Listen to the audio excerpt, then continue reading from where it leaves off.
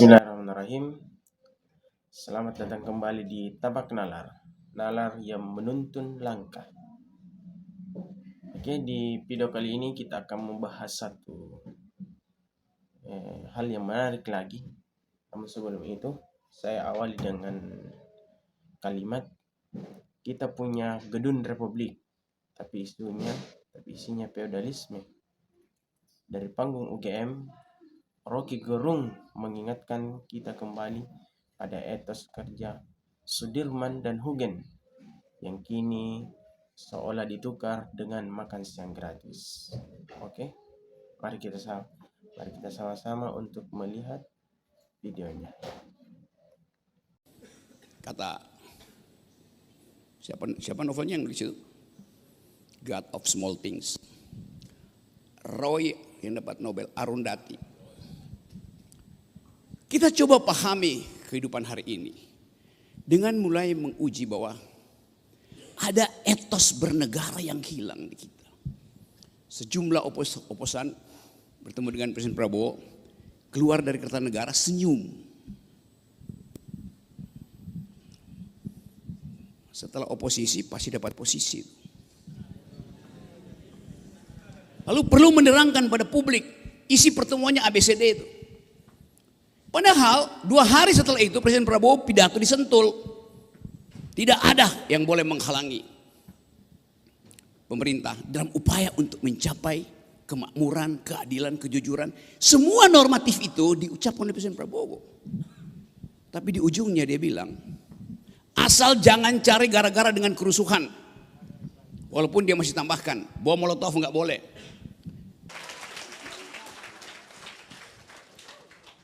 Lidah gua disambung-sambung kalau malam minggu aja. Apa beda antara penyambung lidah dan bergelut lidah? That's all about lidah. Oke, cari akal dulu ya. Kenapa Ocha sama Linda harus cemas? Saya justru mencemaskan kenapa mereka mesti cemas. Apa alasannya? Anda gelisah terhadap keadaan, oke. Tapi anxiety, kecemasan itu langsung membatalkan oposisi. Kita coba lihat ini, kayaknya posternya yang mana tadi yang ada 3 begundal itu tuh.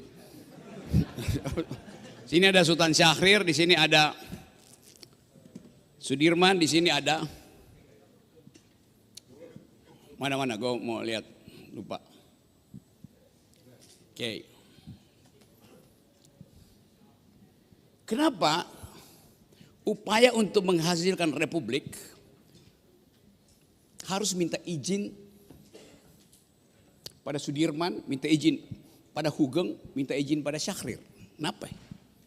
Kenapa foto ini bukan Prabowo, Purbaya, dan Rektor UGM?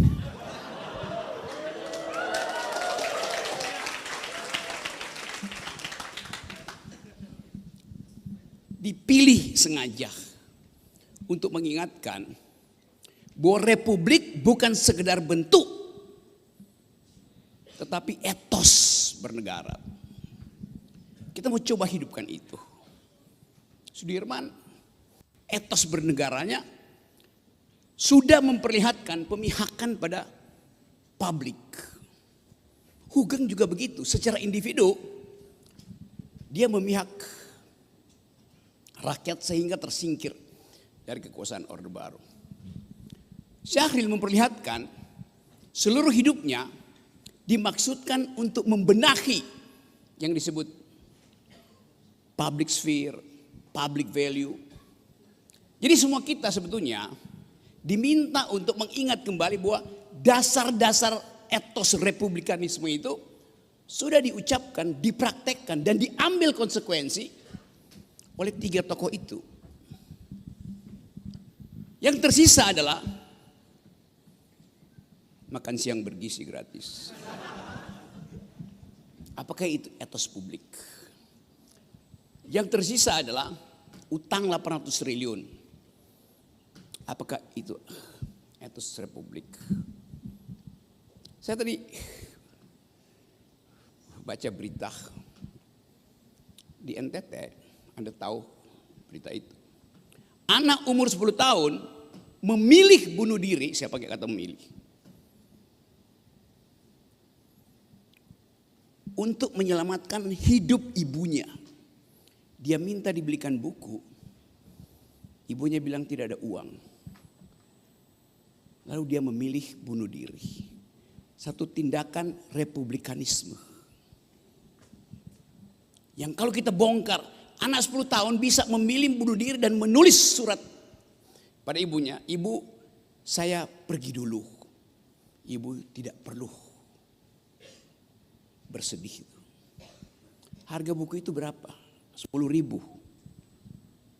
10.000 itu berapa per mil dari 17 triliun yang disumbangkan oleh Prabowo pada Donald Trump?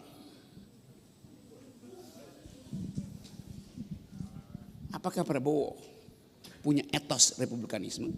Atau anak 10 tahun yang memilih secara rasional untuk bunuh diri? Itu tindakan rasional yang sangat dewasa. Walaupun dengan konsekuensi secara psikologis kita mesti periksa latar belakang. Tapi dia memilih untuk dia mau pergi. Dan tanpa ragu dia putuskan hidup saya harus saya hentikan. Supaya hidup ibu saya berlanjut. Supaya hidup 5 adiknya berlanjut. Supaya hidup kecamatan itu berlanjut. Supaya hidup kabupaten di NTT berlanjut. Supaya publik mengerti bahwa ada yang gak beres dengan urusan republik. God of small things. Kata siapa novelnya yang nulis itu? God of small things. Roy yang dapat Nobel, Arundhati. Kita coba pahami kehidupan hari ini dengan mulai menguji bahwa ada etos bernegara yang hilang di kita. Sejumlah oposan bertemu dengan Presiden Prabowo, keluar dari Kertanegara senyum. Setelah oposisi pasti dapat posisi. Lalu perlu menerangkan pada publik isi pertemuannya ABCD itu. Padahal 2 hari setelah itu Presiden Prabowo pidato di Sentul. Tidak ada yang boleh menghalangi pemerintah dalam upaya untuk mencapai kemakmuran, keadilan, kejujuran. Semua normatif itu diucapkan oleh Presiden Prabowo. Tapi di ujungnya dia bilang, asal jangan cari gara-gara dengan kerusuhan. Walaupun dia masih tambahkan, bom molotov nggak boleh. Tapi prinsipnya diberi.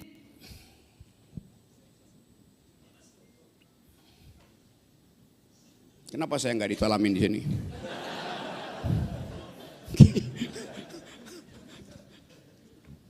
Di belakang uraian Presiden Prabowo ada kecemasan tentang kemungkinan demonstrasi.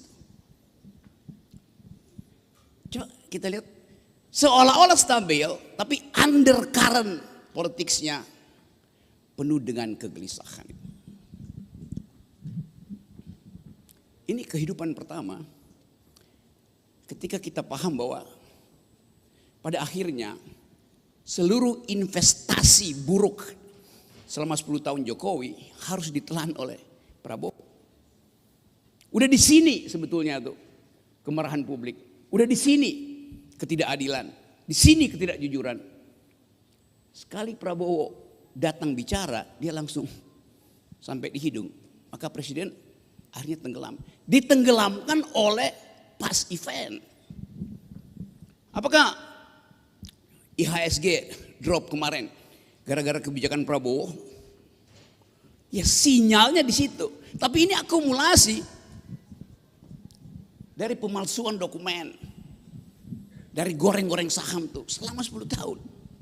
Apakah hutan yang di Sumatera itu hancur gara-gara 1 tahun Prabowo? Ya. Tetapi dia akumulasi dari 10 tahun dibiarkan oleh Presiden Jokowi. Artinya selama 10 tahun tidak ada etos republikanisme. Yang ada adalah etos kerajaan. Jadi kita hidup di dalam bentuk republik without republicanism ethics. Kita sebut ini republik. Tapi kalau kita cari ke segala sudut mana etos republikanisme itu. Ini kampus yang didesain untuk reinvest, revisiting our past. Karena Departemen Sejarah UGM sendiri dimaksudkan untuk mengingat ide-ide republik. Tapi justru dari sini pembusukan itu dimulai. Karena rektor jadi semacam agen dari kekuasaan. Jadi kalau SMI mengambil inisiatif untuk menghidupkan kembali ide republikanisme, memang itu yang defisit di kita, yang nggak ada. Anda mau pilih negara ini dihasilkan dengan cara apa? Tentu sistem ekonomi bisa dikembalikan dalam pengertian Sumitronomics. Terakhir Pak Prabowo ngomong tentang Prabowonomics di Davos itu. Ya boleh aja. Untuk disandingkan dengan Reaganomics, Thatcherism di tahun 80-an. Tapi kalau kita tanya, epistemological foundation dari Prabowonomics apa? Metodologi dari Prabowonomics apa? Reaganomics pasti ada asal usul, ada asbabun usul dari Reaganomics, yaitu libertarianisme, neokonservatisme, yang diasuh dengan kuat secara akademis di kampus-kampus kanan di Amerika, terutama the Chicago School of Thought. Reaganomics bertumpu di dalam metode yang kuat tentang monetarisme yang menghasilkan neokonservatif dalam politik dan neoliberal dalam ekonomi. Ada mazhabnya. Thatcherism juga begitu. Margaret Thatcher dengan sempurna mengatakan, saya ingin ekonomi tidak diganggu oleh buruh, karena itu saya anti gerakan buruh. Jujur dia ucapkan, sehingga kita tahu arah dari ekonomi Thatcher, ekonomi Reagan, bahkan Habibinomics ada metodenya tuh untuk memperlihatkan bahwa ekonomi harus mengasuh teknologi.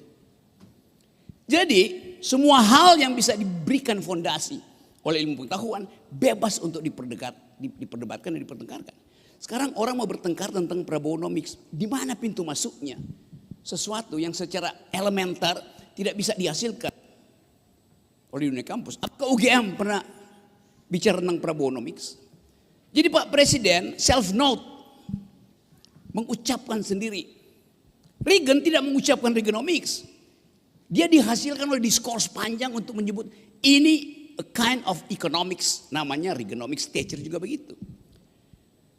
Jadi kita mulai melihat bahwa keinginan presiden untuk memperlihatkan postur dia di dunia internasional tidak di backup oleh tradisi akademiks. Padahal beliau di belakang rumahnya Kertanegara itu, juga di Hambalang, itu buku semua.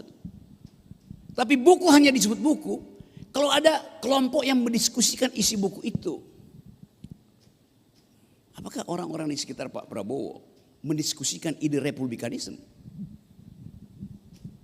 Sampai kiamat kita nggak bisa temukan satu pun keterangan bahwa Presiden Prabowo dilindungi oleh the very ideas of republikanism. Padahal ini republik. Apa akibatnya? Yang kita lihat sehari-hari, ada infrastruktur republik, yaitu bentuk negara, tetapi instalasi di dalamnya adalah feodalisme, rasisme, protofasisme. Kita mulai mengasuh kampus ini melalui praktek dan teori tentang republikanisme. Satu waktu mungkin akan ada orang yang menilai bahwa teman-teman SMI mengambil risiko di tengah kepongahan politik hari-hari ini. Kita nggak lihat talk show yang isinya ada perdebatan intelektual. Kita tidak lihat ucapan-ucapan para pejabat itu berbasis pada upaya untuk mempertajam visi republikanisme. Dan ini akan berakibat pada pesimisme jangka panjang, kehilangan harapan. Tapi saya ingin ajak teman-teman untuk memulai secara perlahan-lahan memfasilitasi negara ini dengan a new kind of curricula, yaitu republikanisme. Di dalamnya kita bisa isi macam-macam versi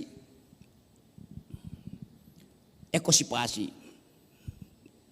yang ditulis sebagai dalil oleh Profesor Robert,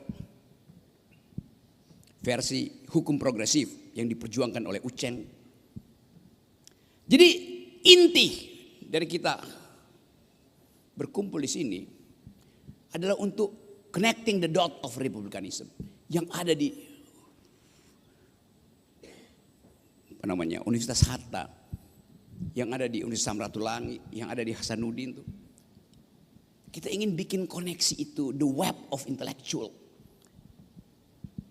Tanpa ide itu, kita cuma marah tiap hari itu. Semua orang marah ke semua arah. Marah ke semua arah artinya marah tanpa arah. Kita ingin marah karena kita punya arah, yaitu republikanisme. Jadi sekali lagi kita bisa bikin kurikulum, metodologi bisa kita persiapkan. Tapi sekali lagi menjadi seorang republikan itu adalah etos. Bukan berteori. Bukan sekedar berharap bahwa memenangkan pemilu itu. Jadi tanpa republikanisme tidak ada yang namanya NKRI itu. Apalagi tambahin NKRI harga mati itu. Di harga berapa NKRI mati kalau tidak ada republikanisme? Ini tradisi baik yang tidak dilakukan di partai politik. Tapi kita tinggalkan hiruk pikuk di partai politik. Anda dapat data, begitu banyak anggota parlemen kemarin, ternyata ijazahnya itu dibeli. Mau ngomong apa dengan mereka yang ada di parlemen? Jadi pastikan bahwa hari ini kita mulai satu tradisi untuk menghasilkan ide hanya atas dasar kita punya pengalaman pahit dengan kolonialisme. Kita punya pengalaman dengan imperialisme, kita punya pengalaman pahit dengan rasisme, kita punya pengalaman pahit dengan komunitarianisme. Kita ingin hidupkan kembali ide republikanisme itu. Saya balik pada 3 tokoh ini. Sudirman mengambil risiko memperjuangkan republik. Kendati pada waktu itu belum ada Panadol. Dan membiarkan tubuh privatnya digerogoti oleh penyakit demi ide kebersamaan, demi ide kesetaraan manusia. Tentu ada komando sebagai militer, tapi di kepalanya ada ide tentang kemanusiaan yang adil dan beradab. Terangkan pada Sudirman bahwa yang terjadi sekarang kasak kusuk antara tentara dan polisi saling bersaing untuk pegang kekuasaan. Padahal bukan itu ide awal dari Sudirman. Pak Hugeng, 2 bulan lalu saya menemui diundang oleh istri beliau, Tante Mary, umurnya 100 tahun. Dengan memori yang kuat, dia menangis ketika mengucapkan, satu waktu saya mau ke Belanda, kata Tante Mary, istri Pak Hugeng yang udah 100 tahun. Untuk menemui ayahnya yang orang Belanda. Kata Jenderal Hugeng, kamu gak boleh pergi. Nanti orang kira saya yang bayarin tiket pesawatmu. Kata Tante Mary, saya baru dikirimi uang gulden dari keluarga saya di Belanda. Nah kan saya pakai uang suami saya atau uang negara. Kata Hugeng, tetap gak boleh pergi. Karena kendati Anda tunjukkan itu gak ada yang percaya karena saya punya jabatan jenderal. Jadi etos Hugeng memperlihatkan bahwa dia tidak ingin satu kesempatan kecil dimanfaatkan oleh mereka yang membenci Hugeng karena wataknya yang jujur itu. Dan menyebabkan seluruh ide tentang kepolisian hancur. Seseorang yang punya etos republikanisme itu. Sultan Syahrir. Satu waktu